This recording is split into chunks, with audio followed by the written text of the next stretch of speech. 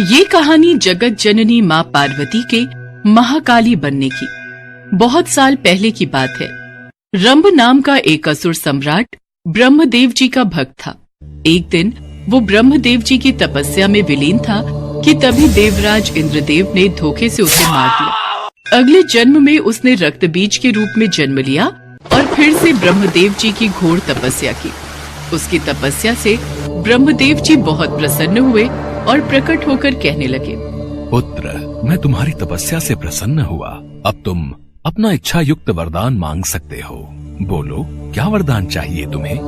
हे प्रभु, मुझे ऐसा वरदान दीजिए कि युद्ध भूमि में मेरा जितना भी रक्त गिरे उनसे मेरे जैसे ही रक्त बीज पैदा हो जाएं, जो शत्रु से वीरता के साथ युद्ध कर सके। तथास्तु। ब्रह्मा जी से ऐसा वरदान पाकर रक्त बीज महाबलशाली और अत्याचारी बन जाता है। अपने महाबली और ताकतवर होने के घमंड में वो एक बार माँ पार्वती से युद्ध करने के लिए आता है। तब रक्त बीज से युद्ध करने के लिए महाकाली प्रकट होती है। मैं शक्तिशाली असुर ब्रह्मदेव से मिले वरदान की वजह से कोई मुझे मारना तो दूर बल्कि पराजित तक नहीं कर सकता। तुम्हारे लिए तो मेरी सेना ही काफी है। रक्त बीज के ये कहते ही असुर सेना और महाकाली के बीच युद्ध आरंभ हो जाता है। लेकिन रक्त बीज महाकाली पर प्रहार न करके छल से जगत जननी पर प्रहार करने लगता है। असंभव, असंभव, मेरे प्रहार से बच पाना असंभव है जगत जननी। रक्त बीज को ऐसा करता देख महाकाली प्रचंड रूप धारण कर लेती है। उनकी आंखों से अंगारे बरसने लगते हैं और वो रक्त बीज को ललकारते हुए कहती है, रक्त बीज, अब तुझे इस महाकाली के क्रोध से कोई नहीं बचा सकता। ये कहते ही महाकाली रक्त बीज पर शक्तिशाली प्रहार करने लग जाती है और रक्त बीज के शरीर से रक्त की बूंदें जमीन पर गिरने लगती हैं। उसके रक्त की हर एक बूंद से एक नया रक्त बीज उत्पन्न होने लगता है। ये देख महाकाली हैरान रह जाती है। मुझे मारना असंभव है। जब तक मेरे शरीर में रक्त की एक भी बूंद बची रहेगी तब तक मुझे कोई नहीं मार सकता। रणभूमि में भयंकर युद्ध लगातार चलता रहता है और रक्त बीज के रक्त की बूंदों से हजारों लाखों रक्त बीज उत्पन्न होने लगते हैं।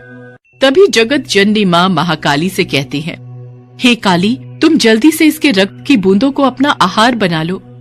जगत जननी के इतना कहते ही महाकाली के क्रोध की ज्वाला फूट पड़ती है और वो जोर से ललकारते हुए कहती हैं, आओ आओ, सब के सब इधर आओ और मेरा आहार बनो।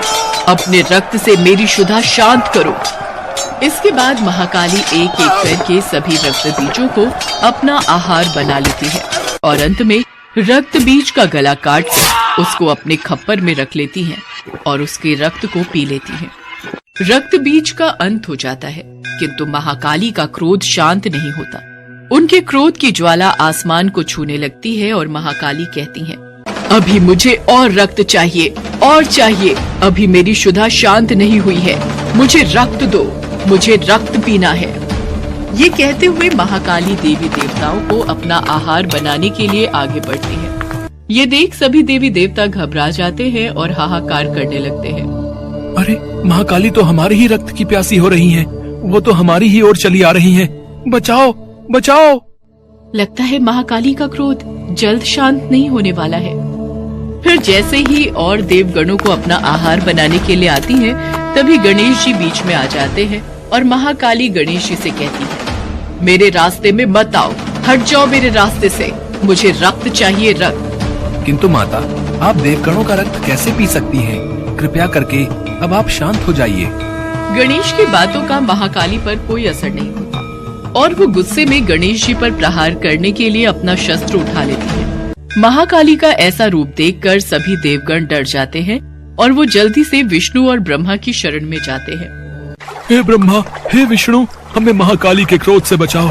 रक्त बीज का रक्त पीते पीते महाकाली अब हमारे रक्त की प्यासी हो गई है।